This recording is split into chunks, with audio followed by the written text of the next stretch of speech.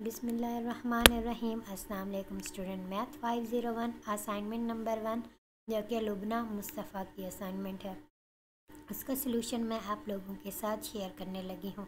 Solution को देखें। v1 v2 and v3 three vector दिए गए हैं। इज़ अ लीनियर इंडिपेंडेंट और नॉट, क्या ये लीनियर इंडिपेंडेंट हैं या नहीं है। सेकंड पार्ट देखें। Linear dependent relation among v1 v2 and v3, यानी उसका लीनियर डिपेंडेंट रिलेशन भी बताना है। सॉल्यूशन की तरफ देखें। If the set of vector v1 v2 and v3 is a linear independent और not, we check if there exist scalar. Scalar अगर एग्जिस्ट कर जाते हैं तो वो लीनियर इंडिपेंडेंट होगी। सच द इक्वेशन, इस स्केलर की मदद से हमने इक्वेशन बनाई, इक्वल टू 0 लगा दिया। अब हमने इक्वेशन को मैट्रिक्स फॉर्म में लिखेंगे। नेक्स्ट क्या किया, इस इक्वेशन को हम इक्वेशन फॉर्म में लिखेंगे, इस मैट्रिक्स फॉर्म को इक्वेशन के फॉर्म में लिख लेंगे। अब ये हमारे पास जो इक्वेशंस हैं first, second and third, first of all हम इन दो इक्वेशन को सॉल्व करेंगे। इन दो इक्वेशन को जब हमने सॉल्व किया तो c1 is equal to -c3 आया।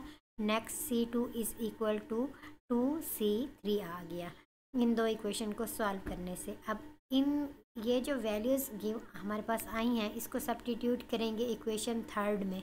जब हम इस थर्ड इक्वेशन में हम वैल्यू पुट करेंगे तो हमारे पास फाइंड हो जाएगा c1 c2 एंड c3, वो क्या हो जाएंगे 0। थर्ड तीनों ही 0 हो जाएंगे, तो इसका मतलब ट्राइवल सॉल्यूशन है।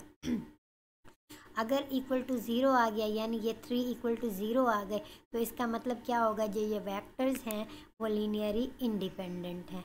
उम्मीद है आपको इस पार्ट की समझ आ गई होगी। नेक्स्ट पार्ट देखें। नेक्स्ट पार्ट में हमने लीनियर डिपेंडेंट रिलेशन बताना था यानी उसका जो रिलेशन है इंडिपेंडेंट के साथ। Since the vector are linearly independent, अगर वेक्टर लीनियर इंडिपेंडेंट है, there no non-trivial linear combination the equal is 0. Therefore no linear dependence relation among v1 v2 v3 is linearly dependent।